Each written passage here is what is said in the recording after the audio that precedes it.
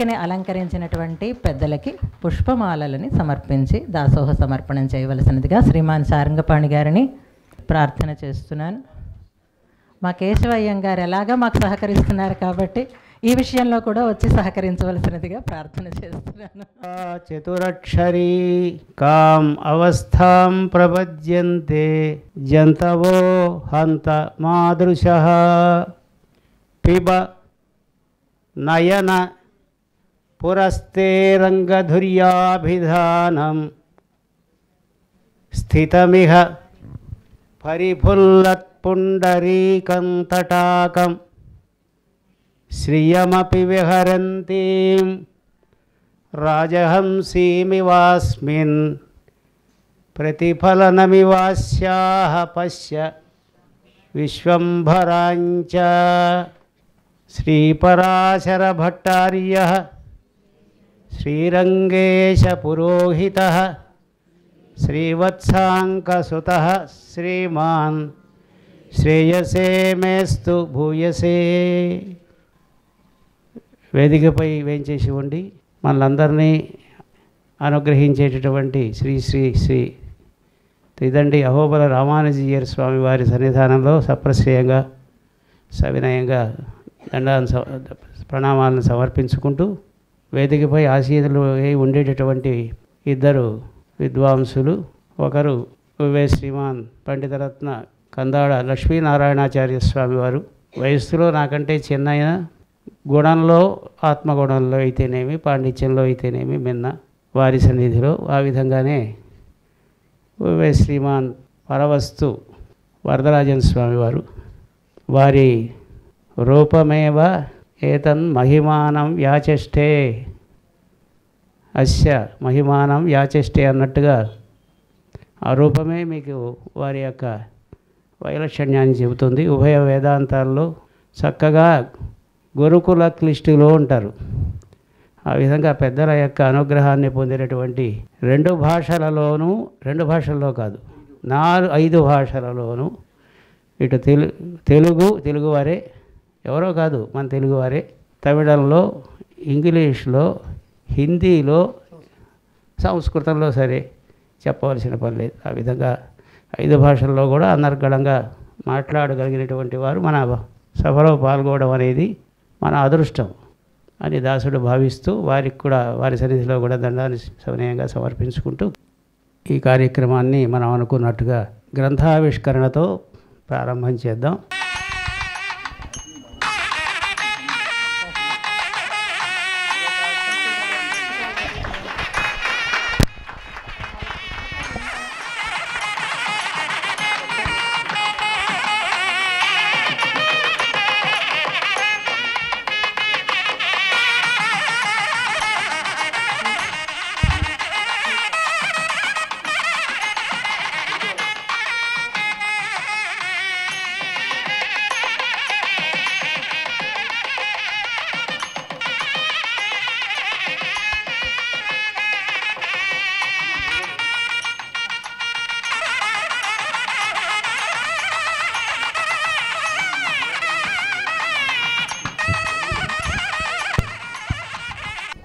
పూర్వశతక వ్యాఖ్యానం ఎప్పుడో 26 సంవత్సరాల క్రితం ముద్రణ అయింది. ఉత్తర శతక వ్యాఖ్యానాన్ని పూర్తి చేయడానికి చాలా కాలం పట్టింది. ఈ సంవత్సరం ఏప్రిల్ నెలలో జరిగినటువంటి కార్యక్రమం రఘునాథాచార్య స్వామి వారి శతాబ్ది మహోత్సవ కార్యక్రమాల్లో హైదరాబాదులో జరిగిన కార్యక్రమంలో ఆవిష్కరణ చేయడం జరిగింది. ఇప్పుడు గోష్ఠి వారికి సౌకర్యంగా ఉండేటట్టుగా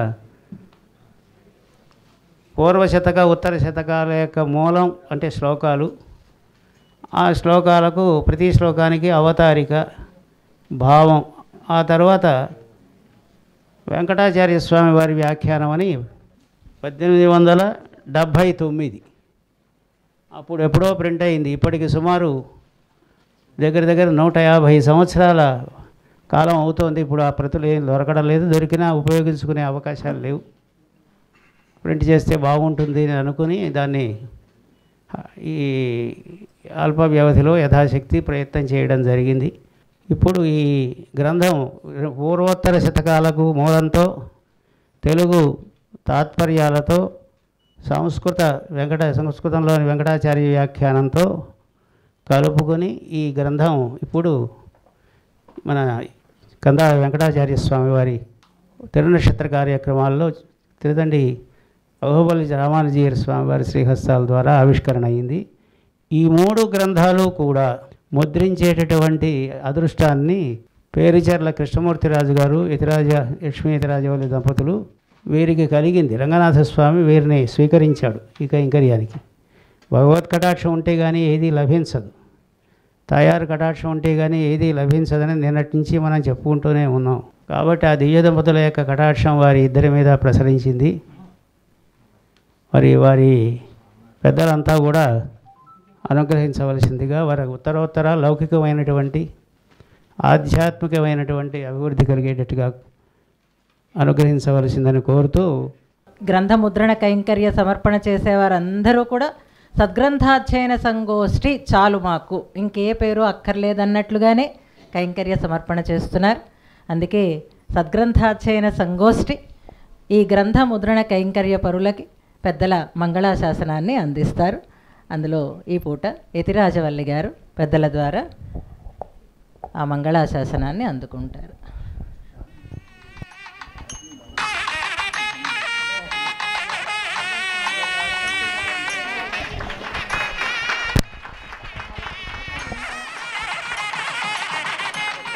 ఇప్పుడు అసలు కార్యక్రమానికి వెళదాం. రెండవ ఉపన్యాసం మనకి వరదరాజన్ స్వామి వారు అనుగ్రహిస్తారు. ప్రారంభమే అది కదా. శ్రీ సమస్త అంగీకారిభిరాలోకై సార్థయించై కృతోంజలి అని పరత్వం భగవానుడిదా లక్ష్మిదా అని సందేహం కలిగేటట్టుగా ఉండే శ్లోకం అది. యద్భ్రూభంగా ప్రమాణం లాంటి శ్లోకాలు చాలా ఉన్నాయి. స్వామివారిని అనుగ్రహించవలసిందిగా కోరుతూ కుతూహలంగా ఎదురు చూద్దాం.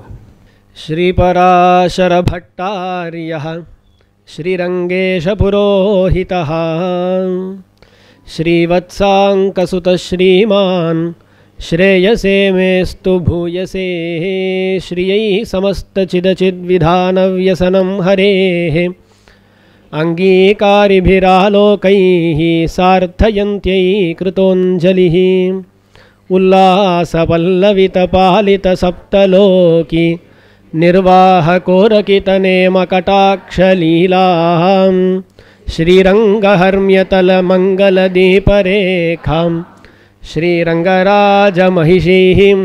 శ్రియమాశ్రయామః.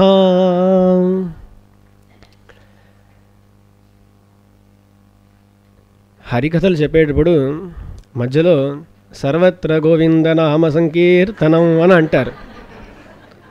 ఎందుకంటారు? అప్పుడప్పుడు గోవిందనామ సంకీర్తనం చేయడం మంచిదే, కానీ అప్పుడప్పుడు గోవింద అంటే అందరూ అలా నిద్రలో జారుకునే వాళ్ళు కాస్త లేస్తారు అని. అలా మనం అందరం కూడా శ్రీపరాశర భట్టార్య అని ప్రారంభిస్తే అందరూ దాన్ని కలిసి చెప్పటం, అలా అందరూ కూడా మళ్ళీ ఒక ఉత్సాహంతో కూడుకున్న వాళ్ళై అయి ఉంటారు అని నమ్ముతాను. అలా సమయం అయ్యేసరికి అందరికీ ఆకలి, అదే దాసుడు అప్పుడప్పుడు చెబుతూ ఉంటానన్నమాట. ఉపన్యాసాలు చేసేటప్పుడు ఒకటి ఆకలి ఉంటుందండి, లేదు భోజనం చేసి వచ్చారంటే నిద్ర వచ్చేస్తుంది, అంతేనా? సరే, అందుకని అప్పుడప్పుడు లేపాల్సి ఉంటుంది. అందుకని అలా అనుసంధించుకున్నాం. ఇక్కడ ఎంతో పెద్దలు వేంచేసి ఉన్నారు. వాళ్ళ సన్నిధానంలో మాట్లాడేటప్పుడు ఒక శృతివాక్యం గుర్తుకొస్తోంది. ఆ శృతివాక్యాన్ని అనుసంధిస్తూనే ఈ గోష్ఠిని ప్రారంభించుకున్నాం మనం.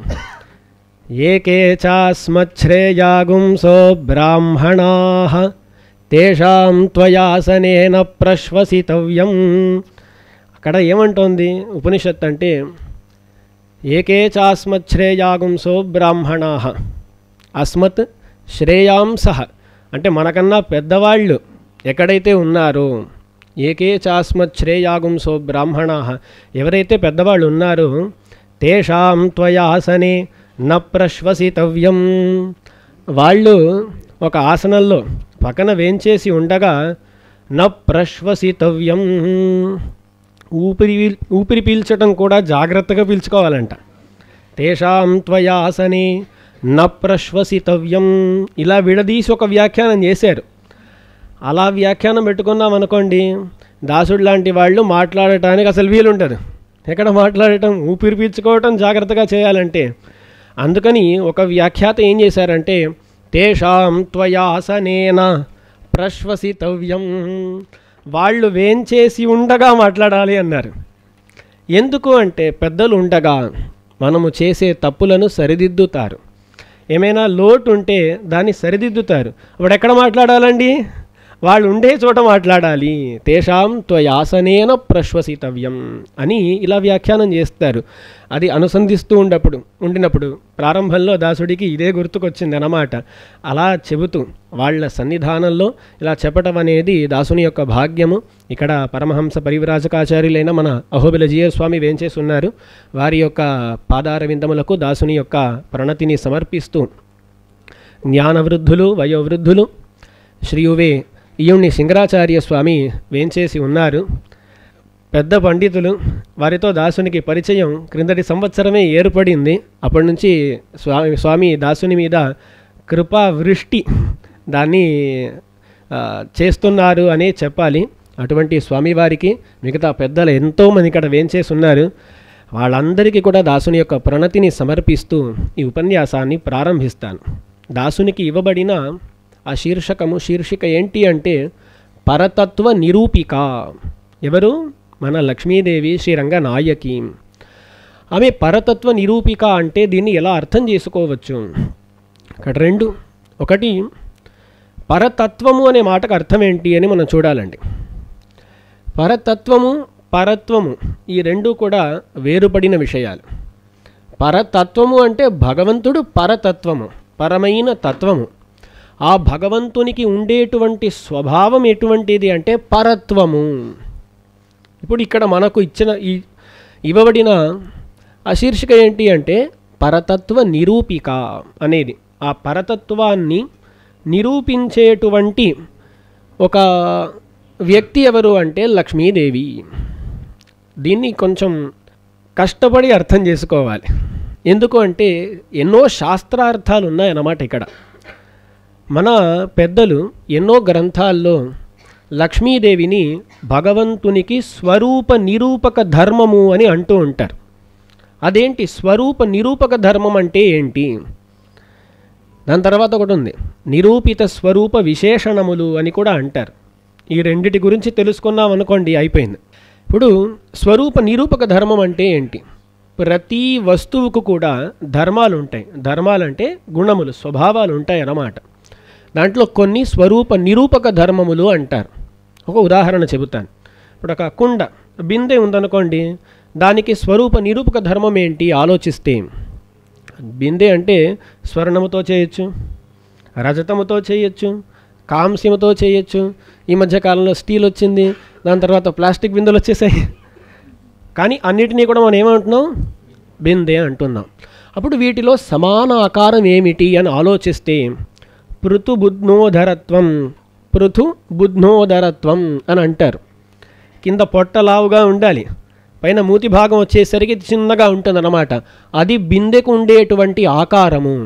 ఆ ఆకారం ఉంటే దాన్ని బిందె అంటాం మనం. అది స్వర్ణమయమైన, రజతమయమైన, కాంస్యమయమైన, ప్లాస్టిక్ మయమైన కదా, అయోమయం అడి అలా ఏదైనా సరే అది చివరికి బిందె. ఎందుకు అంటే ఆ ఆకారం ఉంటే చాలు దాన్ని బిందె అంటాం. దాన్ని స్వరూప నిరూపక ధర్మము అంటారండి.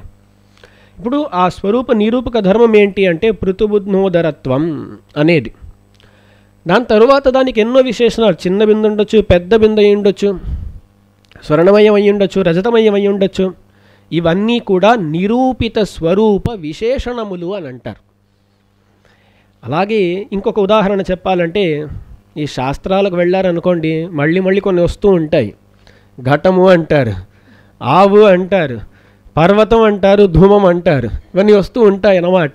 దేవదత్తుడు, యజ్ఞదత్తుడు వీళ్ళు వస్తూ ఉంటారు. అలా ఒక ఆవుని తీసుకున్నాం అనుకోండి, ఆవుకైన లక్షణం ఏంటి? 4 కాళ్ళ ప్రాణి. చెప్పొచ్చునా? మేక కూడా ఉంటాయండి 4 కాళ్ళు, ఏం బల్లి కూడా ఉంటాయి అన్నమాట. మరి ఆ చతుష్పాత్వం అనేది ఆవుకు లక్షణం కాదు. తోక ఉంటుందండి, కొమ్ములు ఉంటాయండి, ఏ లక్షణం కావు. ఎందుకు అంటే మిగతా వాటి కూడా ఉంటాయి కాబట్టి. అప్పుడు ఆవుకైన లక్షణం ఏంటి? గంగడోలు కలిగి ఉండుట, శాస్నాదిమత్వం అని అంటారు. ఆ గంగడోలు కలిగి ఉండుట అనేది ఆవుకైన స్వరూప నిరూపక ధర్మము. దాని తరువాత అది సరే, ఇప్పుడు ఆ స్వరూప నిరూపక ధర్మం అది తెలుసుకున్నాం అనుకోండి, అయిపోయింది. దాని తరువాత ఆవు నల్లగా ఉండొచ్చు, తెల్లగా ఉండొచ్చు, చిన్నగా ఉండొచ్చు, పెద్దగా ఉండొచ్చు. మన పుంగనూలు ఉంటాయి, చాలా చిన్న చిన్నగా ఉంటాయి, ఎలాగైనా ఉండవచ్చును. సరే, ఇప్పుడు అర్థం అయిపోయింది అనుకుంటాను. స్వరూప నిరూపక ధర్మం అంటే ఏంటి, నిరూపిత స్వరూప విశేషణం అంటే ఏంటి. అప్పుడు ఆవుకి ఎన్నో ధర్మాలు ఉంటాయి, నల్లగా ఉండొచ్చు, తెల్లగా ఉండొచ్చు, అవన్నీ చెప్పాను అన్నమాట.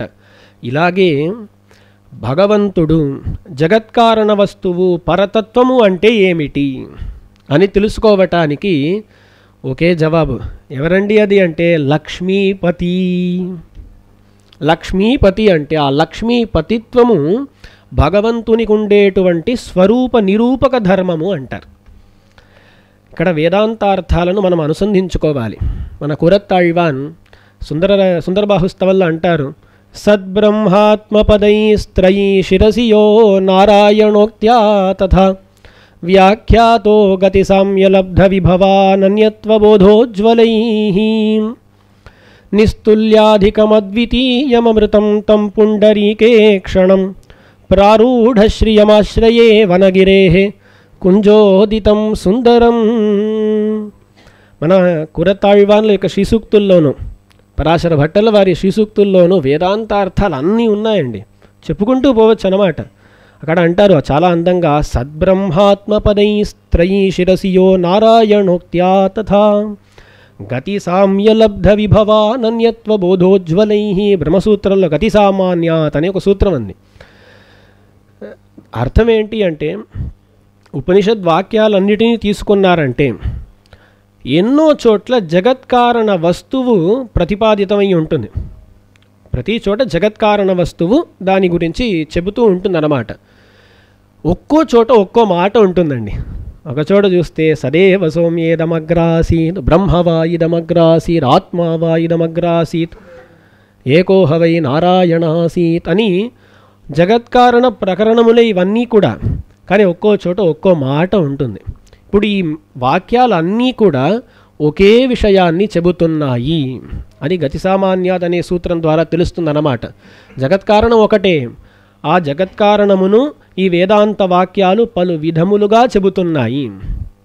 దాంట్లో మొదట సత్, జగత్కారణమేది అనే ప్రశ్న కలిగినప్పుడు సత్ అదే జగత్కారణము అని ఛాందోగ్య ఉపనిషత్తు చెప్పిందన్నమాట. అదేంటి సత్ అంటే ఏంటి? ఉండే వస్తువు అని అర్థం అండి. అదేంటండి లేకుండా కూడా కారణం ఉంటుందా? కొందరు చెప్పారు, బౌద్ధులు అన్నారు అలాగే. బౌద్ధులు ఏమంటారు? శూన్యం అంటారు, సర్వం శూన్యం, శూన్యమే కారణము అని కూడా అంటారు.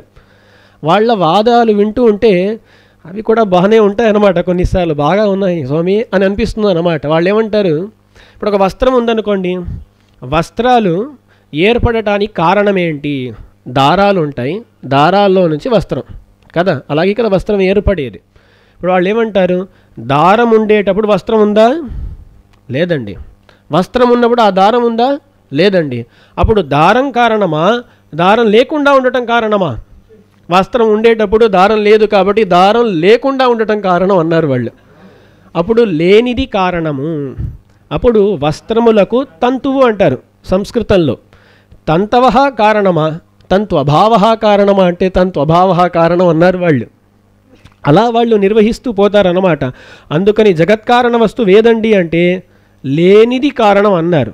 అప్పుడు ఉపనిషత్ అంది, కాదండి, ఉండేదే కారణము, సత్ ఉండేది కారణము. అవునండి, ఉండేది కారణమే. అది చిన్నదా పెద్దదా? ఉండే వస్తువులు చిన్నగాను ఉంటాయి, పెద్దగాను ఉంటాయి. చిన్నదా పెద్దదా అంటే బ్రహ్మవా ఇదమగ్రాసీత్, బ్రహ్మము అనే పదంతో చెప్పింది. బ్రహ్మము అంటే అర్థం ఏంటి? పెద్దది అని అర్థం, చాలా పెద్దది. బృహత్వాత్ బ్రహ్మణత్వాచ్చ తద్బ్రహ్మేత్యభిధీయతే అని అంటారు. పెద్దది పెద్దగా చేసేది. భగవంతుణ్ణి ఆశ్రయిస్తే మనల్ని కూడా పెద్దవా చేస్తాడు కదా. అందుకని భగవంతుణ్ణి బ్రహ్మము అంటాం. ఇక్కడ అంతవద్దు, బ్రహ్మం అంటే పెద్దది అని అర్థం. ఉండేది కారణము, పెద్దగా ఉండేది కారణము. ఆ వాక్యం ద్వారా తెలిసింది. ఈ పెద్దగా ఉండేది చేతనమా అచేతనమా? మీరు ఈ కాలపు విజ్ఞానులను అడిగారనుకోండి, వాళ్ళు ఏమంటారు? ప్రకృతి కారణము అని అంటూ ఉంటారు. ఆ కాలంలో కూడా ఉండేవాళ్ళు అనమాట, ప్రధాన కారణవాదులు అంటారు వాళ్ళను. ప్రకృతిని కారణము అని చెప్పేవాళ్ళు. ఆ ప్రకృతి చాలా పెద్దదండి, కానీ అది అచేతనమా అంటే అది చేతనమా అంటే చేతనం కాదు, అది అచేతనము. అటువంటి ప్రకృతి కారణము అని అనుకోవచ్చా? ఎందుకంటే వేదాల్లోనే కొన్ని చోట్ల బ్రహ్మశబ్దముతో ప్రకృతిని చెప్పారన్నమాట. తస్మాత్ బ్రహ్మనామ రూపమన్నం చ జాయతే. ప్రకృతి అక్కడ బ్రహ్మశబ్దానికి అర్థం. అయితే ప్రకృతి కారణం అవుతుందా అంటే కాదండి, ఆత్మావా. ఇక్కడ ఆత్మశబ్దానికి చేతనము అనే అర్థంలో తాత్పర్యం అన్నమాట. అప్పుడు ఉండేది కారణము అని ప్రారంభించబడింది. ఆ ఉండేది చిన్నదా పెద్దదా అంటే పెద్దదండి అన్నారు. ఆ పెద్దది చేతనమా అచేతనమా అంటే చేతనము అని అన్నారు. ఇక్కడ దాకా అందరూ ఒప్పేసుకుంటారు, దీంట్లో పెద్ద విషయం ఏం లేదు. సద్బ్రహ్మాత్మపదై త్రయీ శిరసియో నారాయణోక్త్యా. ఇక్కడ వచ్చేసరికి పెద్ద చేతనుడు ఒకడు కారణము ఒప్పేసుకున్నాం. దాని తర్వాత అక్కడే వివాదాలన్నీ ప్రారంభం అవుతాయి. కొందరు అన్నారు కాదండి, ఆ పెద్ద చేతనుడు ఎవరు అంటే మా దేవుడే, ఇంద్రుడే కారణం అన్నారు కొందరు. కొందరు అన్నారు కాదు, బ్రహ్మదేవుడే కారణము అన్నారు. కొందరు అన్నారు కాదండి, శివుడే కారణము అన్నారు. అప్పుడు ఆ ఉపనిషద్ వాక్యమే మరొకటి చెబుతోంది. ఏమంటోంది? ఏకోహవై నారాయణ ఆసీత్ న బ్రహ్మ నేశాన నేమే ద్యావా పృథివీ. ఆ ప్రళయ కాలంలో సృష్టి జరగటానికి ముందు ఎవరుండారంటే నారాయణుడే ఉండాడండి, ఇంకెవరు లేరు. న బ్రహ్మ న ఈశాన న ఇమే ద్యావాత్ పృథివీ. ఏవీ లేవు, చేతనాచేతనములేవీ లేకున్నా ఉండిన కాలంలో, లేని కాలంలో ఎవరుండారంటే నారాయణుడే ఉండాడు. ఇక్కడ ఈ నారాయణ పదం అది చాలా ముఖ్యమైన పదం అండి. వాళ్ళు వాదన చేసేవాళ్ళు ఏమని అడుగుతారు? మీరు అంటున్నారు ఏకోహవై నారాయణ ఆసీత్ అని, మేము కూడా 4 వాక్యాలు చూపిస్తామండి. నసన్నచాసచ్చివయేవ కేవలః హిరణ్యగర్భ సమవర్తతాగ్రే. ఎన్నో వేదవాక్యాలు. ఈ వేదములకు 2 పేర్లు ఉన్నాయండి. వేద అని పేరు, ఛంద అని కూడా పేరు వేదానికి. వేద అంటే వేదయతీతి వేద, మనకు జ్ఞానాన్ని అందిస్తుంది కాబట్టి వేదము. మరొకటి ఛంద అని పేరు, ఛాదయతీతి ఛంద అంటారు. విషయాల్ని కప్పేస్తుందన్నమాట, సరిగ్గా చూపించదు. తమిళంలో వేదం మరై అని అంటారు. మరై అంటే మరైపదు మరై అంటే కప్పేస్తుంది, విషయాల్ని కప్పేస్తుంది.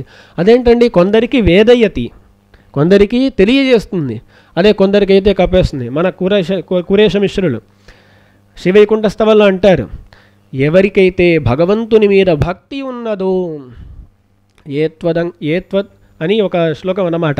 సరసీరుహ భక్తిహీనాహ తేషాం ఏతుత్వదంగ్రి సరసీరుహ భక్తిహీనాహ అని, వాళ్లకు ఎవరికైతే భగవంతుని మీద భక్తి లేదో అటువంటి వాళ్లకు వేదాలు ఉన్నా సరే విషయం తెలియదు. కానీ ఎవరికైతే ఆ భక్తి ఉన్నదో, ఆ భక్తి ఉన్న వాళ్లకు అదే వేదం అవుతుంది. భక్తి లేని వాళ్లకు ఆ వేదం కాస్త ఛందః మరై అయిపోతుంది అన్నమాట. సరే, అలా వేదాలను చూసామనుకోండి, వేదాలు ఏమంటాయి? ఒక చోట చూస్తే నసన్నచాస శివయేవ కేవలః, శివుడు మాత్రమే ఉండాడు అన్నట్లు అనిపిస్తోంది. ఒక చోట చూస్తే హిరణ్యగర్భ సమవర్తత అగ్రే, హిరణ్యగర్భుడు అంటే బ్రహ్మదేవుడు, ఆ బ్రహ్మదేవుడే ఉన్నాడు అన్నట్లు అనిపిస్తుంది. అదేంటంటే ఒక చోట నారాయణుడు అంటుంది, ఒక చోట హిరణ్యగర్భుడు అంటుంది, ఒక చోట శివుడు అంటుంది. అర్థమేంటి? ఎలా అర్థం చేసుకోవాలి అంటే మన వాళ్ళు నిర్వహిస్తారన్నమాట. శివ అనే మాట ఉందనుకోండి, మంగళకరుడు అని అర్థం. ఆ శివశబ్దం భగవంతుణ్ణే చెబుతుంది. ఇంకో వినోదంగా కూడా చెబుతారన్నమాట మన వాళ్ళు. మన ఒక సంప్రదాయం ఉంది కదా, తాతగారి పేరు మనవడికి పెట్టడం అనేది, అలా ఒక సంప్రదాయం ఉందన్నమాట. తాతగారు ఎవరు అంటే భగవంతుడే, భగవంతుడి మనవడెవడు అంటే శివుడు. భగవంతునికి ఉండేటువంటి శివశబ్దాన్ని మనవడికి పెట్టారు అని కూడా ఇలా వినోదంగా చెబుతూ ఉంటారు అన్నమాట. ఈ విషయాలన్నిటినీ సూచించేటువంటి ఒక అనువాకం ఉంది, నారాయణ అనువాకం. సహస్రశీర్షం దేవం విశ్వాక్షం విశ్వశంభువం, అక్కడ విశ్వశంభువం, శివం, అచ్యుతం ఇలాంటి పదాలను ప్రయోగించటానికి కారణం ఏంటి అంటే ఈ పదాలకు వాచ్యుడెవరు అంటే భగవంతుడే, నారాయణుడే. ఆ నారాయణానువాకం చెబుతోంది, శ్రీగుణరత్న కోశంలో వస్తుందన్నమాట ఈ విషయాలన్నీ కూడా. అప్పుడు ఆ నారాయణానువాకంలో పరమాత్మ శివశబ్దవాచ్యుడు, కానీ నారాయణుడే. విశ్వశంభువం అని చెప్పేటప్పుడు అక్కడ శంభు శబ్దవాచ్యుడు కూడా నారాయణుడే అని సూచింపబడుతోంది అన్నమాట. అందుకని ఎక్కడైతే హిరణ్యగర్భ ఉందనుకోండి, అది కూడా ఆ పదం కూడా నారాయణుణ్ణే చెబుతోంది. శివశబ్దం ఉందంటే అది కూడా భగవంతుణ్ణే చెబుతోంది అన్నట్లు మనం నిర్వహిస్తాం.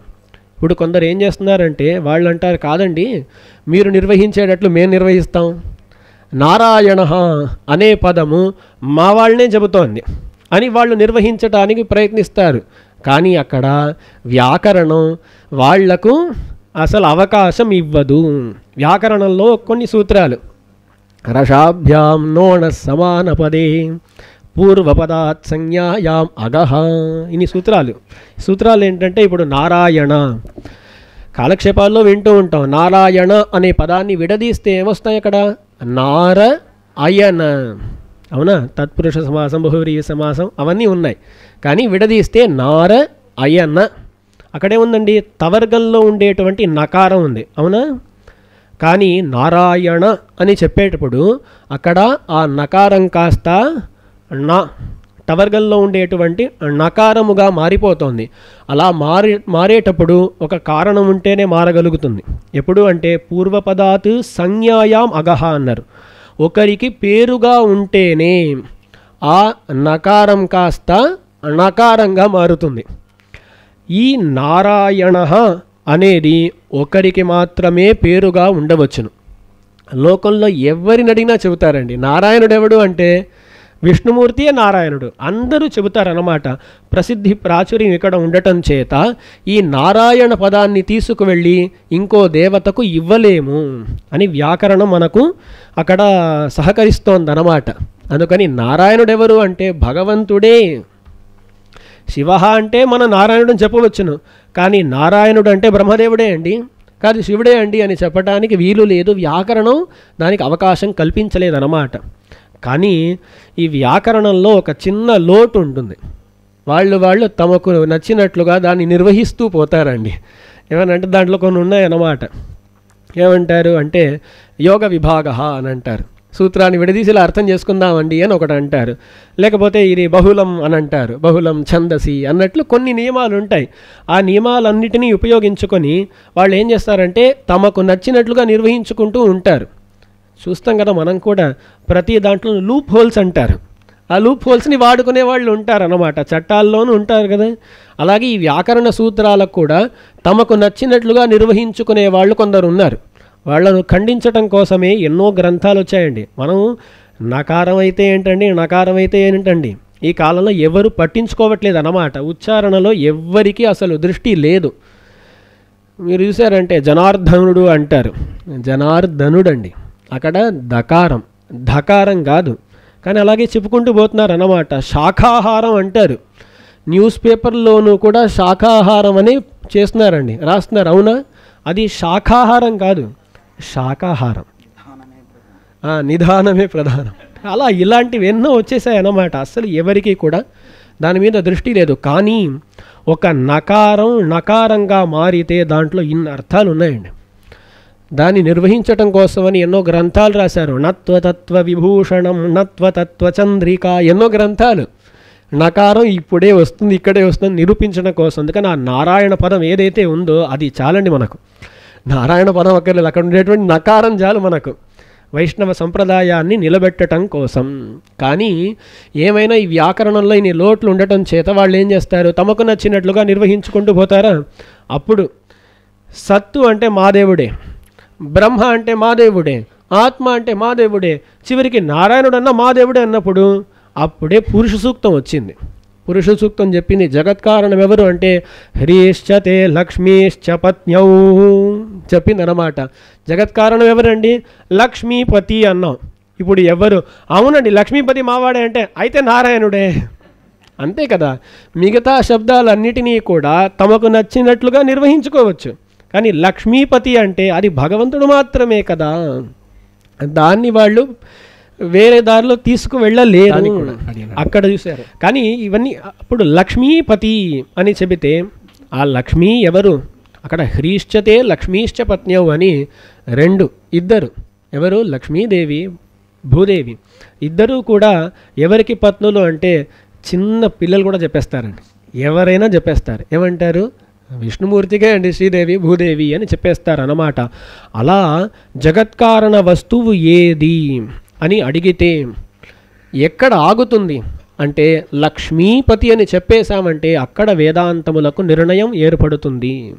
ఈ విషయాన్నే మన పరాశర భట్టర్ల వారు శ్రీగుణరత్నకోశంలో అంటారు.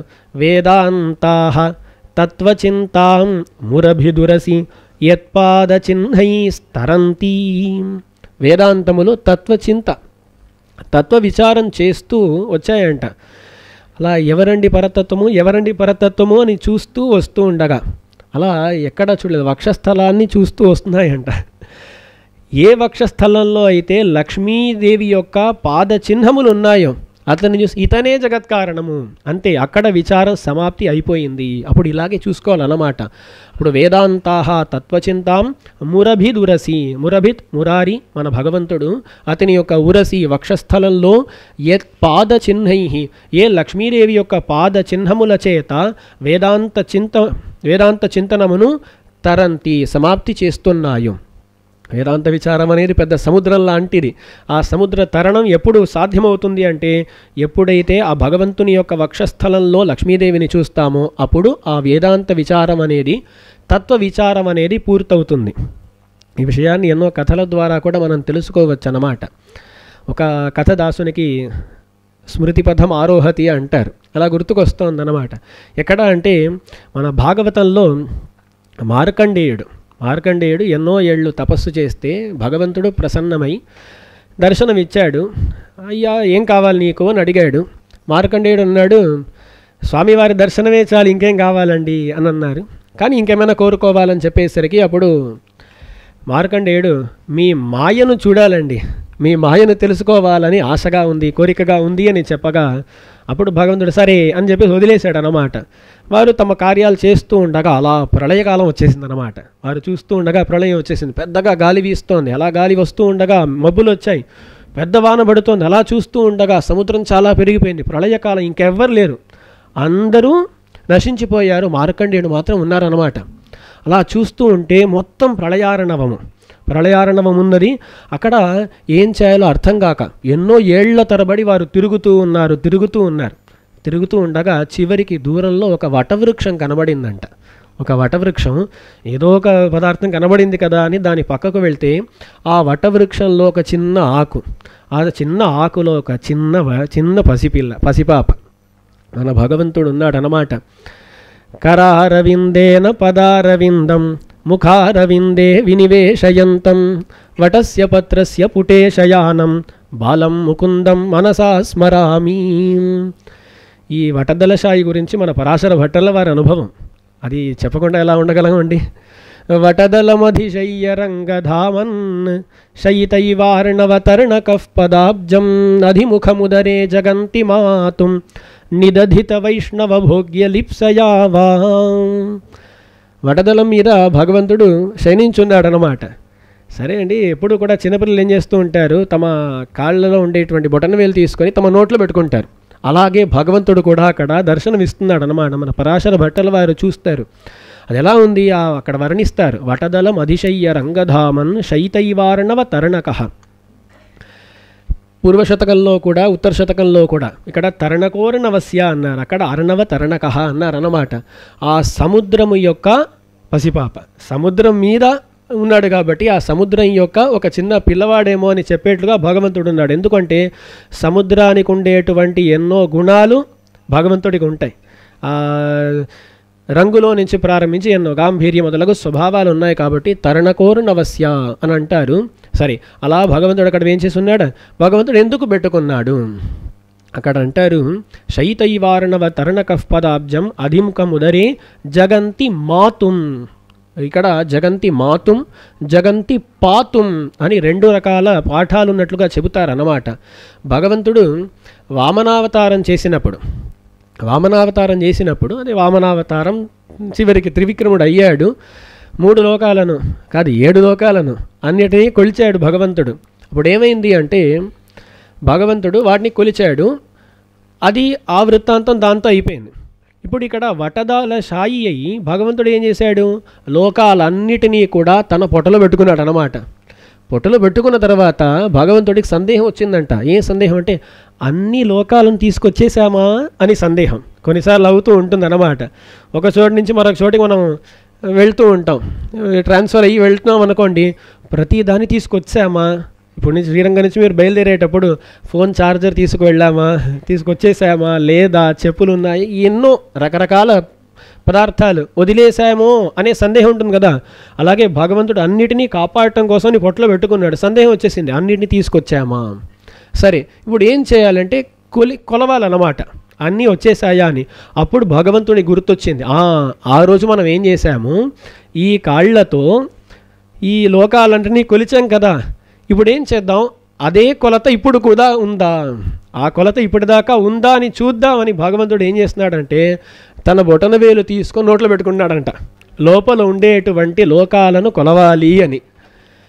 అక్కడ మన పరాశర భట్టర్ల వారు అంటారు, అదేంటండి ఈ కాలు లోపలికి వెళ్తుందా అంటే అదే తెలియదు పాపం, చిన్న పిల్లవాడు కదా, పసిపాప. ముగ్ధ శిశురు వటదలి శైత. అప్పుడు జగంతి మాతుం ఇదొకటండి. మరొకటి జగంతి పాతుం, లోపల ఉండేటువంటి ఆ లోకాలను రక్షించుట కొరకు రక్షిస్తున్నాడు. ఎలా రక్షిస్తున్నాడు?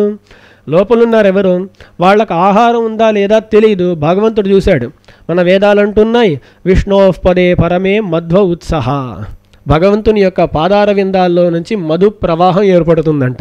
భగవంతుడు ఏం చేశాడు, ఈ బొటనవేలు తీసుకొని మన నోట్లో పెట్టేశామంటే ఆ మధు ప్రవాహం కాస్త మన పొట్టలో ఉండేటువంటి లోకాలను చేరుతుంది కదా, వాళ్ళకి ఆహారం దొరుకుతుంది కదా అని భగవంతుడు పెట్టుకున్నాడంట. జగంతి మాతుం నిదధిత వైష్ణవ భోగ్య లిప్సయావా. చివరికి వైష్ణవ భోగ్య లిప్సయావా. మన ఆళ్వార్లు ఆచార్యులు అందరూ కూడా భగవంతుని యొక్క పాదార విందాల్లో ఆసక్తులై ఉన్నారు. ఎందుకు అంటే అంత భోగ్యమైన తిరువడి. అదే వేదం చెప్పింది, విష్ణోః పదే పరమే మధ్వ ఉత్సహ. మధ్వ ఉత్సహ అంటే మధునః ఉత్సహ అంటే మధు ప్రవాహము అని అర్థం అన్నమాట. ఆ మధు ప్రవాహం ఉంది అని వేదాలు చెబుతున్నాయి. తేనే మలరుం తిరుప్పాదం అని మన నమ్మాళ్ళవార్లు చెప్పారు. నిజంగా అలాగే ఉందా అని ఆలోచించి వారు ఏం చేశారంటే ఆ భగవంతుడు తన పాదార విందముల యొక్క రసాన్ని ఆస్వాదించటం కోసం నోట్లో పెట్టేసుకున్నాడంట భగవంతుడు. వైష్ణవ భోగ్య లిప్సయావా. అలాంటి వటదల షాయి అయిన భగవంతుణ్ణి మార్కండేయుడు సేవించుకున్నాడు. వెళ్ళి చూస్తే చాలా అందంగా ఉన్నాడు ఆ శిశువు. ఇదెవరండి ఈ శిశువు అని అలా చూస్తూ ఉండగా వారికి అర్థం కాలేదు. ప్రళయారణమం మధ్యలో ఎవరో ఒకరు ఉంటే ఎలా అర్థమవుతుంది? అక్కడ వినోదంగా మన ఆచార్యులు చెబుతారు, వారికి ఇది ఎవరో అర్థం కానప్పుడు ఆ చిన్న శిశువు ఏం చేశాడంటే తన వక్షస్థలాన్ని చూపించాడంట. ఆ వక్షస్థలంలో అలా చూసేసరికి అక్కడ లక్ష్మీదేవి కనబడిందంట. అయితే ఇది శ్రీమన్నారాయణుడే అని నిర్ణయించుకున్నారంట మార్కండేయుడు. అయితే ఎవరికైనా ఒక తత్వం ఏమిటి అని నిర్ణయం రావటానికి దోహదపడేదెవరు? లక్ష్మీదేవి. అదే స్వరూప నిరూపిక అని అంటాం. అప్పుడు భగవత్ స్వరూపము భగవద్ రూపము అని 2 ఉంటాయండి. ఎప్పుడు మన సంప్రదాయంలో ఈ విషయాన్ని సరిగ్గా అర్థం చేసుకోవాలి. చాలామందికి అవగాహన లేకుండా పోతుందన్నమాట. ఏంటి అంటే భగవత్ స్వరూపము అంటే విభుస్వరూపం. భగవంతుడు ప్రతి చోట వ్యాపించి ఉంటాడు. జ్ఞానమయుడు ఆనందమయుడు, సత్యం జ్ఞానం అనంతం బ్రహ్మ అని చెప్పబడిన బ్రహ్మస్వరూపము ప్రతి చోట వ్యాపించి ఉంటుంది. అటువంటి ఆ పరమాత్మకు పారమార్థికమైన అనేక దివ్యమంగళ విగ్రహాలు ఉన్నాయన్నమాట. పరమపదంలో భగవంతుడు ఏం చేస్తున్నాడు, క్షీరాబ్ధిలో ఏం చేస్తున్నాడు, ఇలా. ఇప్పుడు స్వరూప వ్యాప్తి, ఇప్పుడు గోడలో భగవంతుడు ఉన్నాడంటే ఉన్నాడు. మనం ఎలా ఊహించుకుంటామంటే గోడలో కూడా భగవంతుడు ఏదో విగ్రహం తీసుకొని అలా ఉన్నాడు అనుకుంటాం, శంఖచక్రధారి అయి. అచేతన పదార్థాల్లో భగవంతుడు ఎలా ఉంటాడు అంటే స్వరూపముతో వ్యాపించి ఉంటాడు. జ్ఞానానంద స్వరూపం ప్రతి చోట వ్యాపించి ఉంటుంది. భక్తుల యొక్క హృదయాల్లో మాత్రమే భగవంతుడు విగ్రహంతో వేయించేసి ఉంటాడు అన్నమాట. సరే, ఎందుకు చెప్తున్నానంటే స్వరూపము వేరు, భగవంతుని యొక్క రూపము వేరు. పారమార్థికమైన రూపాలు ఎన్నో ఉన్నాయి భగవంతునికి. సరే, ఇప్పుడు భగవంతుడు ఎక్కడెక్కడైతే వేంచేసి ఉన్నాడో అక్కడక్కడ లక్ష్మీ స్వరూపం ఉంటుంది అంటారు. స్వరూప నిరూపకం అంటే ప్రతి చోట ఉండాలి. మనం ఏమన్నాం? సాస్నామత్వం అన్నాం. ఆ గంగడోలు ఒక చోట లేదంటే దాన్ని గోవు అంటామా, ఆవు అంటామా? ఒప్పుకోమన్నమాట. అలాగే భగవంతుడు ఉండే ప్రతి చోట లక్ష్మీదేవి ఉండాలి. లక్ష్మీదేవి తన శక్తి విశేషముతో భగవంతుడుండే ప్రతి చోట వ్యాపించి ఉన్నది అని అంటారు. అది స్వరూపముతో కూడా లక్ష్మీకి ఉండేటువంటి నిత్య సంబంధము. అలాగే భగవంతుడు పరిగ్రహించేటువంటి దివ్యమంగళ విగ్రహాలు ఎక్కడ ఉన్నా సరే అక్కడంతా కూడా లక్ష్మీదేవి వేంచేస్తుంది అంటారు. పరమపదంలో అంటే పక్కనే ఉంది. క్షీరాబ్ది భగవంతుడు వస్తే అక్కడ కూడా ఉందన్నమాట. అవతారాలు చేసే సమయంలో కూడా లక్ష్మీదేవి భగవంతునితో పాటు వస్తుంది. విష్ణు పురాణంలో అంటారు, దేవత్వే దేవదేహేయం మనుష్యత్వే చ మానుషి విష్ణోర్దేహానురూపాం వై కరోత్యేషాత్మనస్తనూం రాఘవత్వే భవత్సీత రుక్మిణీ కృష్ణ జన్మని. భగవంతుడు ఎప్పుడైనా ఏ అవతారం చేసినా ఆ లక్ష్మీదేవితో పాటు భగవంతునితో పాటు లక్ష్మీదేవి మన పిరాటి కూడా వస్తూనే ఉంటుందన్నమాట. మన పరాశర భట్టల వారు శ్రీగుణరత్న కోశంలో, అలాగే శ్రీరంగరాజస్తవ ఉత్తర శతకంలో కూడా ఒకవేళ లక్ష్మీదేవి అవతరించకపోతే అసలు ఆ భగవంతుని యొక్క అవతారాలన్నీ కూడా అసరసం అంటారు. యది మనుజతిరశ్చాం నీలయాతుల్యవృత్తే అనుజనురనురూపాదేవి నావాతరిష్య అసరసమథవా అని అసరసం అభవిష్యన్నర్మనాథస్య మాత దరదల దరవిందోదంత కాంతాయ తాక్షి అనే శ్లోకంలో శ్రీగుణరత్న కోశంలో చెబుతారన్నమాట. అలాగే ఉత్తర శతకంలో అసరసం అభవిష్ణు అని అక్కడ ఒక శ్లోకం అన్నమాట. అక్కడ ప్రతి చోట కూడా రెండు చోట్లోనూ స్వామి చెప్పేటప్పుడు వారి తాత్పర్యం ఏంటి అంటే లక్ష్మీదేవి మాత్రం అవతరించకపోతే మన భగవంతుని యొక్క అవతారాలన్నీ కూడా విరసంగా ఉంటాయి. ఆలోచించండి, రామాయణంలో సీతాదేవి లేదంటే రామాయణం ఏదండి కదా. అప్పుడు ఆ భగవంతుని యొక్క అవతారాల్లో లక్ష్మీదేవి సంబంధం లేకపోతే ఆ అవతారాలన్నీ కూడా అసరసముగాను అప్రియం భవిష్ణు అంటారు. అలా అయిపోతుందన్నమాట. అటువంటి ఆ మాహాత్మ్యం లక్ష్మీదేవికి. భగవంతుడు అవతరించేటప్పుడు అంతా కూడా ఆమె కూడా అవతరిస్తుంది. ఒక అవతారం, వామనావతారం గురించి ప్రస్తావం ముందే వచ్చింది. వామనావతారంలో భగవంతుడు వామనావతారం చేయటం కోసం వచ్చాడు. వామనావతారం ఎటువంటి అవతారం అంటే అక్కడ బ్రహ్మచారిగా రావాలి. అవునా? బ్రహ్మచారిగా రావాలి భగవంతుడు. అలా వచ్చేసాడు. బ్రహ్మచారిగా రావటానికి కారణం ఏంటి అంటే ఆ మహాబలి వద్ద యాచన చేయాలి. యాచన చేసేటప్పుడు బ్రహ్మచారికి అధికారం ఉంటుందన్నమాట. అందుకని ఆ అధికారం కోసమని బ్రహ్మచారిగా వచ్చాడు భగవంతుడు. వేగంగా వచ్చాడు, వేగంగా పెరిగాడు. ఉపనయనం అయిపోయింది. దేవతలందరూ వచ్చి వాళ్ళ గిఫ్ట్స్లన్నీ ఇచ్చేశారు. మన వామనుడు బయలుదేరాలి. అలా బయలుదేరేటప్పుడు ఇప్పుడు కూడా బయటకు వెళ్ళేటప్పుడు కొంచెం సర్దుకుంటాం కదా, వస్త్రాలని బాగున్నాయా, ముఖం అంతా బాగుందా అన్నట్లు భగవంతుడు ఇలా చూసుకుంటే వక్షస్థలంలో కాస్త లక్ష్మీదేవి కూర్చొని ఉంది. భగవంతుడు చూశాడు, వామనుడు చూశాడు, ఇదేంటమ్మా ఇప్పుడు ఇక్కడికి వచ్చేసావు, నేను బ్రహ్మచారి అమ్మా, ఇక్కడ రాకూడదు అన్నాడు.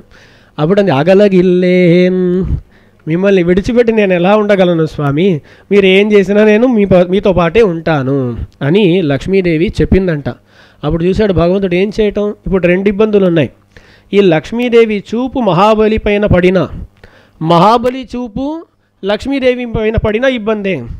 లక్ష్మీదేవి కటాక్షం మహాబలికి దొరికిందనుకోండి, వాడి నుంచి అపహరించడం ఎలా? కుదరదు. అసలు సంపదలు లేని వాడి మీద లక్ష్మీ కటాక్షం పడితే అతను పెద్ద ధనవంతుడైపోతాడు. ఇప్పుడు లక్ష్మీదేవి కటాక్షం కాస్త మహాబలి పైన పడితే మహాబలి నుంచి దేన్ని అపహరించలేం, నయా పైసా కూడా అపహరించలేం. అందుకని లక్ష్మీ కటాక్షం కాస్త భగవంతుని మహాబలి పైన పడితే అది ఇబ్బందే. ఒకవేళ మహాబలి చూపు లక్ష్మీదేవి మీద పడిందంటే నువ్వు బ్రహ్మచారియా, ఒక వనితను వక్షస్థలంలో పెట్టుకొచ్చేసి నువ్వు బ్రహ్మచారి అంటున్నావేంటి, నువ్వు అబద్ధాలు ఆడుతున్నావు, నేను నీకు ఇవ్వను అని చెప్పాడంటే మళ్ళీ భగవంతుని యొక్క కార్యం చెడిపోతుంది అన్నమాట. అందుకని చూశాడు భగవంతుడు ఏం చేయటం. కృష్ణాజినం యవనికాం కృతవాన్ ప్రియాయా. వేదాంత దేశికులు దేహలీష స్థితిలో అంటారన్నమాట. భిక్షోచితం ప్రకటయన్ ప్రథమాశ్రమం. భిక్షోచితమైన ప్రథమాశ్రమమును చూపించటం కోసం అని భగవంతుడు ఏం చేశాడు? కృష్ణాజినం యవనికాం కృతవాన్. ఈ లక్ష్మీదేవిని వెళ్ళమంటే వెళ్ళదు, ఆమె అక్కడే ఉంటుంది కాబట్టి ఏం చేశాడు? కృష్ణాజినం మృగచర్మమును తీసుకొని ఆమెకు తెరగా యవనికాం కృతవాన్ ప్రియాయాహ.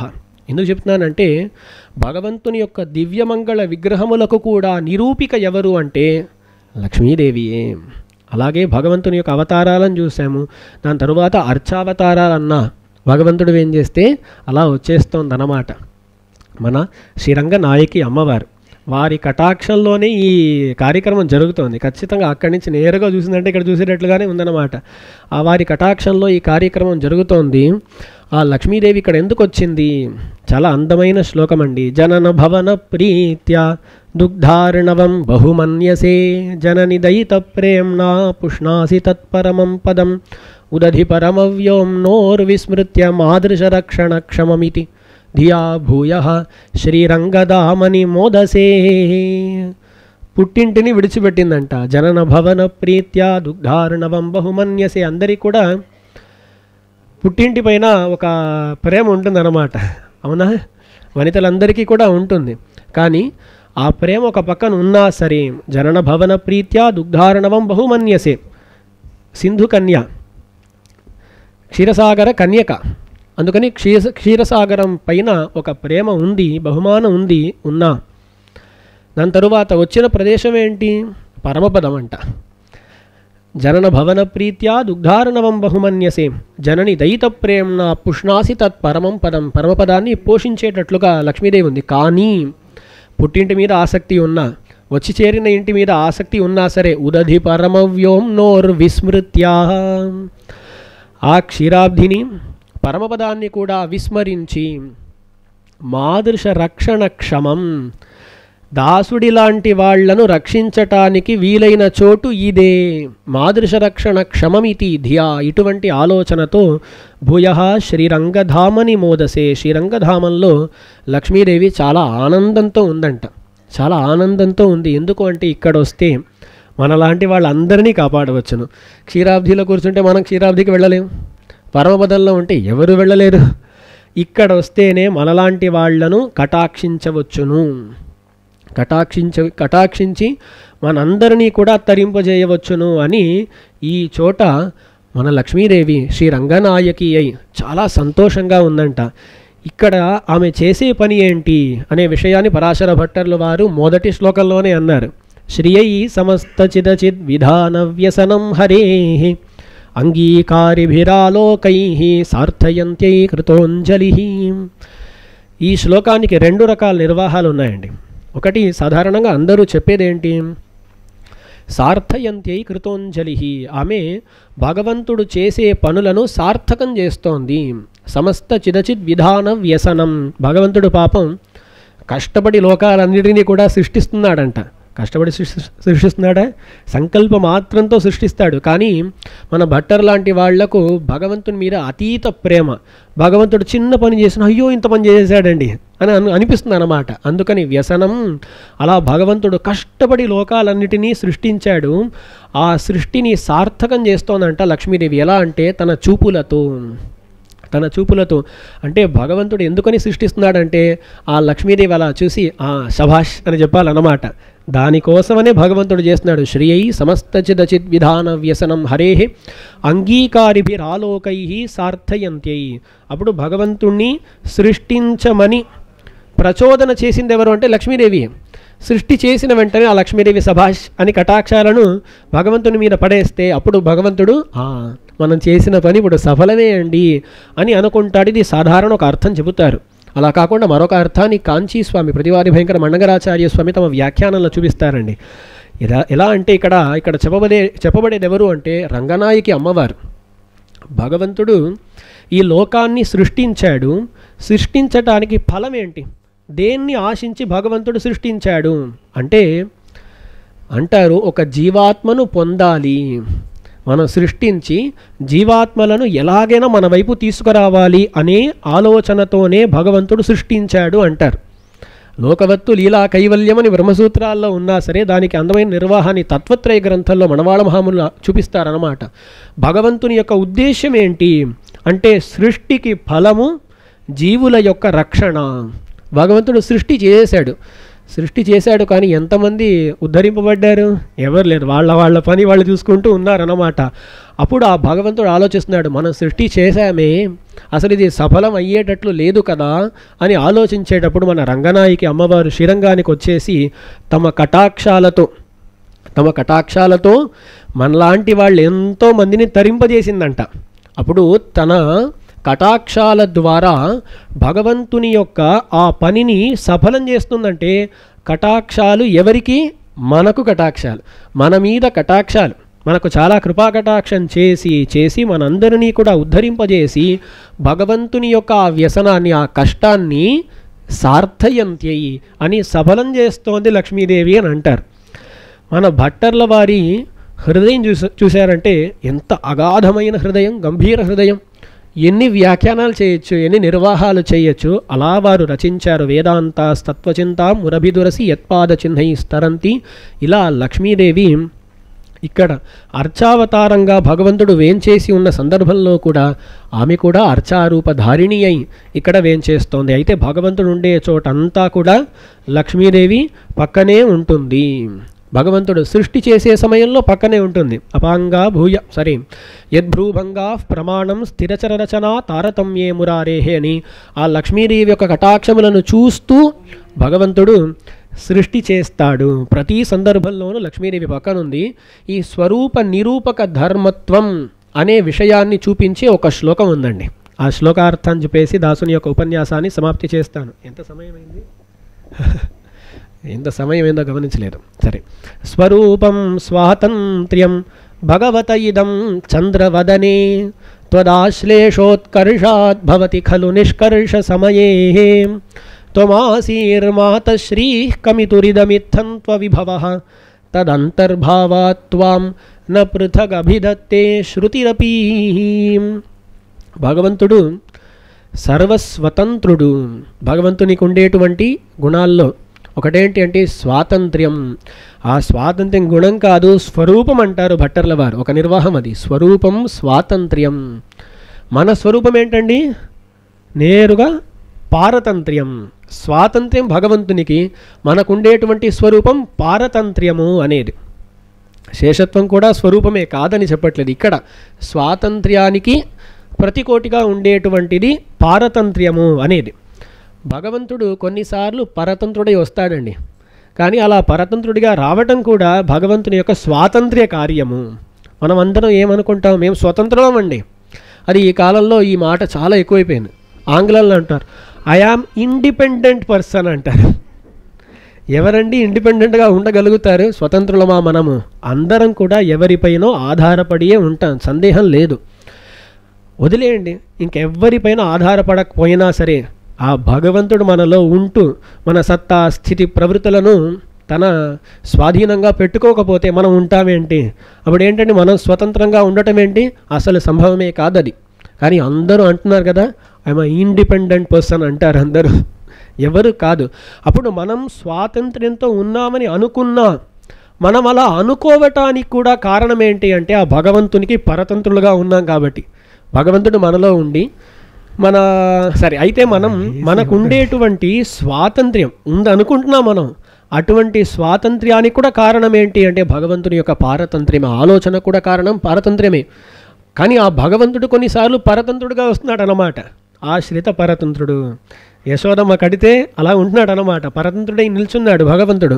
అప్పుడు భగవంతునికి పారతంత్ర్యం ఉంది కదా అని అనుకుంటే, భగవంతునికి పారతంత్ర్యం ఎటువంటిదంటే భగవంతుడిని వెళ్ళి, ఏ స్వామి మా భట్టర్ల వారు అన్నారు మీకు స్వరూపం స్వాతంత్ర్యం అని, కానీ మీరు పరతంత్రులుగా వచ్చారేంటి అంటే నువ్వెవరివయ్యా అడగటానికి అని అడిగే స్వాతంత్ర్యం భగవంతునిది కదా. అదే అతను పరతంత్రుడైనా అతన్ని మనమేం అడగలేమన్నమాట. అటువంటి స్వాతంత్ర్యము భగవంతునిది అంటారు. స్వాతంత్ర్యం ఐశ్వరం అపర్యనియోజ్య మాహు కురతాళ్వాన్ల శ్రీసూక్తి. భగవంతుని స్వాతంత్ర్యం ఎటువంటిది అంటే ఎవ్వరు ప్రశ్నించలేరు, నియమించలేరు. ఇది శాస్త్రాలు అక్కడక్కడ ఋషేహే నియోగ పర్యనియోగ అయోగాత్ అని అంటూ ఉంటారు అన్నమాట. ఋషిని మనం అడగలేము, భగవంతుడిని ఎవ్వరు అడగలేరు. నువ్వెందుకయ్యా ఇలా చేశావు, భగవంతుడిని అడగలేం. నువ్వు ఇలాగే చేయాలి, నియమించలేము అన్నమాట. ఇప్పుడు మన ప్రభుత్వం ఉంది, ప్రభుత్వం మీద మీకు ఏమేదో కొన్ని ప్రభుత్వం మీద కొన్ని మీకు సరిగా పని చేయట్లేదు అన్నట్లు ఆలోచన ఉన్నాయనుకోండి, కోర్టుకు వెళ్ళొచ్చు అనమాట. కోర్టుకు వెళ్ళి ప్రభుత్వం ఈ పని చేసిందండి, తప్పండి అని చెప్పవచ్చు. కానీ భగవంతుడు ఏమైనా చేస్తే భగవంతుడిని ఎక్కడ తీసుకురావటం, భగవంతుడిని పరీక్షించేటువంటి కోర్టులు లేవన్నమాట. భగవంతుడిని మనము ప్రశ్నించలేము, నియమించలేము. అటువంటి స్వాతంత్ర్యం కలిగిన వాడు భగవంతుడు. అదే భగవంతుని యొక్క స్వరూపము. ఆ భగవంతునికి ఉండేటువంటి ఆ స్వాతంత్ర్యాన్ని, స్వరూపం స్వాతంత్ర్యం భగవత ఇదం చంద్రవదనే త్వదాశ్లేషోత్కర్షాత్ భవతి. దేవరవారి సంబంధము చేత భగవంతునికి ఆ స్వాతంత్ర్యం కలిగి ఉన్నది అంటారు పరాశర భట్టర్ల వారు. ఆ భగవంతుడు సర్వస్వతంత్రుడు అనుకుంటున్నామా? అక్కడ అన్నారు ఆ భగవంతుడు సర్వస్వతంత్రుడు అవ్వటానికి కారణం ఎవరో తెలుసా? ఈ లక్ష్మీదేవి. లక్ష్మీదేవియే. అక్కడ అంటారు భవతి ఖలు నిష్కర్ష సమయే త్వం ఆసీర్ మాతశ్రీ కమితురిదమిత్థం త్వవిభవ. ఇదం త్వవిభవ, ఇత్థం త్వవిభవ. భగవంతుణ్ణి ఇతను ఎవరు అంటే లక్ష్మీపతి. ఇతనికి ఉండేటువంటి స్వభావం ఏంటి అంటే లక్ష్మీపతిత్వం అని చెప్పేట్లుగా ఆ భగవంతునికి ఇదంత్వ విభవ, ఇత్తంత్వ విభవ అన్నట్లుగా లక్ష్మీదేవియే ఉందన్నమాట. లక్ష్మీపతి భగవంతుడు, లక్ష్మీపతిత్వం ఆ భగవంతునికి ఉండేటువంటి స్వరూప నిరూపక ధర్మము అనే విషయాన్ని ఇక్కడ చెబుతున్నారు. ఇక్కడ ఒక ప్రశ్న కూడా జవాబిస్తున్నారు పరాశర భట్టర్ల వారు. పరాశర భట్టర్ల వారు శ్రీగుణరత్న కోశంలో త్వత్తోప్యుచ్చైర్వయమిహ ప్రణామః అని లక్ష్మీదేవిని భగవంతుని కన్నా ఎక్కువగా స్తుతిస్తున్నారు. అప్పుడు కొన్ని ప్రశ్నలు వస్తాయి. ముఖ్యమైన ప్రశ్న ఏంటి అంటే, స్వామి మీరు ఇంతగా పొగడుతున్నారు కానీ వేదాల్లో అసలు ఎక్కడా కూడా లక్ష్మీదేవి గురించిన ప్రస్తావమే లేదు కదా అడిగారు అన్నమాట. దానికి జవాబిస్తున్నారు. ఇప్పుడు ఒక ఆవు ఉంది అని చెబితే ఆవుకుండేటువంటి స్వరూప నిరూపక ధర్మాన్ని విడిగా చెప్పాలేంటి? గంగడోలు ఉందని అక్కడ చెప్పాలా ఏంటి? అక్కడ ఆవు వచ్చిందంటే గంగడోలు అక్కడ ఉంది అనేది స్పష్టం అన్నమాట. అలాగే స్వరూప నిరూపక ధర్మమైన లక్ష్మీదేవి గురించి విడిగా ప్రస్తావించవలసిన అవసరం లేదు. తదంతర్భావాత్వాం న పృథగభిధత్తే శృతిరపి. ఆ భగవంతునిలోనే అంతర్భవించి ఉండటం చేత దేవర్వారిని విడిగా చెప్పాల్సిన అవసరం లేదు అని అంటారు. అపాంగా భూయాంసో యదుపరి పరం బ్రహ్మ తదభూత్ అమీయత్ర ద్విత్రాహ సచ శతమఖాదిస్తదధరాత్ అత శ్రీరామ్నాయస్తదుభయముషం త్వాం ప్రణిజగౌ ప్రశస్తిస్తారాజ్ఞో యదపి చ పురీ కోశ కథనం. అక్కడ అంటారు అపాంగా భూయాంసో యదుపరి పరంబ్రహ్మ తదభూత్. లక్ష్మీదేవి యొక్క కటాక్షాలు ఎక్కువగా ఎవరి మీద పడితే అతను పరంబ్రహ్మం అయ్యాడంట. శ్రీమన్నారాయణుడు ఎందుకండి పరబ్రహ్మము అంటే లక్ష్మీదేవి యొక్క కటాక్షాలు ఎక్కువగా ఉన్నాయండి. అపాంగా భూయాంస యదుపరి పరంబ్రహ్మ తదభూత్ అమీయత్ర ద్విత్రాహ. ఎక్కడైతే ఒకసారి రెండు సార్లు అలా చూసిందో లక్ష్మీదేవి వాళ్ళందరూ బ్రహ్మ ఇంద్రుడు అలా అయ్యారంట. తదధరాత్ అత శ్రీరామ్నాయస్తరుభయముషన్ త్వాం ప్రణిజగౌ. అక్కడ అంటారు భట్టర్ల వారు వేదాల్లో చూశారంటే ఇంద్రుని గురించి బ్రహ్మదేవుని గురించి వాళ్ళ గురించి ప్రస్తావం ఉంటుంది, నారాయణుని గురించి కూడా ప్రస్తావం ఉంటుంది. కానీ లక్ష్మీదేవి గురించి ప్రస్తావం లేదే అంటే అక్కడ అంటారు ప్రశస్తిస్సా రాజ్ఞ యదపి చ పురీకోశ కథనం. ఒక కవి రాజుగారి వైభవాన్ని వర్ణిస్తాను అని ప్రారంభించి ఏం చేశాడంటే ఆ రాజుగారి నగరాన్ని బాగా వర్ణించాడంట. ఇంత అందంగా ఉంది, అలా ఉంది, ఇంత సమృద్ధంగా ఉంది అని వర్ణించాడు. దాని తర్వాత ఆ రాజుగారి యొక్క కోశం, ఆ రాజుగారికి ఉండేటువంటి ఖజానా అది ఎలాంటిది, ఎంత ధనం ఉంది అని వర్ణించాడంట. వర్ణించిన తరువాత అటువంటి ఖజానా అటువంటి రాజధాని కలవాడు రాజు సమాప్తి చేశాడు. ఇప్పుడు ఎవరైనా అక్కడికి వెళ్ళేసి మీరేంటండి రాజుగారిని అసలు వర్ణించలేదు అని అంటామా? ఎప్పుడైతే ఆ నగరాన్ని అలా వర్ణించారో, ఎప్పుడైతే ఆ ఖజానాన్ని అలా వర్ణించారో అప్పుడేమైపోయింది, ఆ రాజుగారి వైభవం తెలిపోయింది అన్నమాట. అలా వేదాల్లో లక్ష్మీదేవి యొక్క కటాక్ష పాత్రభూతులైన పరబ్రహ్మమైన శ్రీమన్నారాయణుడు, ఇంద్రుడు, చంద్రుడు ఇలాంటి వారి గురించిన ప్రస్తావం ఏర్పడిందో అక్కడే లక్ష్మీదేవి యొక్క వైభవం కూడా చెప్పబడినట్లే. అందుకని వేదాలంతా కూడా ఎవరి వైభవాన్ని చెబుతున్నాయంటే లక్ష్మీదేవి వైభవాన్ని చెబుతున్నాయి. అందుకని వేదాలన్నీ లక్ష్మీదేవి వైభవాన్ని చెబుతున్నాయి. ఏమని చెబుతున్నాయి? భగవంతుని యొక్క స్వరూప నిరూపక ధర్మము. అప్పుడు ఆ పరతత్వాన్ని నిరూపించాలి అంటే ఎవరి ద్వారా నిరూపించాలి? లక్ష్మీదేవి ద్వారా నిరూపించాలి. ఆ లక్ష్మీదేవియే స్వరూప నిరూపక ధర్మము. ఇదే పరతత్వ నిరూపిక అనే శీర్షికకు తాత్పర్యము అని అనుకొని దాసుడు చెప్పాను అన్నమాట. ఎందుకంటే పరతత్వ నిరూపక ధర్మత్వం అదే నిరూపిక అనే మాటకు అర్థం అనే తాత్పర్యాన్ని దాసుడు కల్పించుకొని ఇలా చెప్పాను. అందుకని ఒక గంట అయిపోయి ఉంటుంది అనుకుంటాను. మళ్ళీ కార్యక్రమం కొనసాగాలి. అలా లక్ష్మీదేవి యొక్క సంబంధం అనేది భగవంతునికి నిత్యంగా ఉంటుందనే విషయాన్ని ద్వయమంత్రంలో మనం మతు ప్రత్యయం ద్వారా తెలుసుకుంటాము. సరే, అలా లక్ష్మీదేవి ఎప్పుడూ కూడా భగవంతుడు చేసేటువంటి ప్రతి కార్యాల్లోనూ పాల్గొని ఉంటుందన్నమాట. లక్ష్మీదేవి సంబంధం లేకుండా ఉండదు. భగవంతుని స్వరూపమైనా సరే, భగవంతుని అవతారాలైనా సరే, భగవంతుని యొక్క అర్చావతారమైనా సరే, ప్రతి చోట లక్ష్మీదేవి ఉంటూ ఆ భగవంతుణ్ణి నిరూపించే విధముగా వేంచేసి ఉంటుంది అనే విషయాన్ని తెలుపుతూ ఇటువంటి అవకాశాన్ని కల్పించిన వాళ్ళందరికీ కూడా దాసుని యొక్క కృతజ్ఞతను ఆవిష్కరిస్తూ ఇంతసేపు దాసుని యొక్క ఈ పున్సొర్కళ్ళు అంటారు తమిళంలో, ఇళయ పున్ కవిదయేలు మెంబిరార్ గినియవారేని తొండడిపడి ఆళ్వార్లు అనుసంధిస్తారన్నమాట.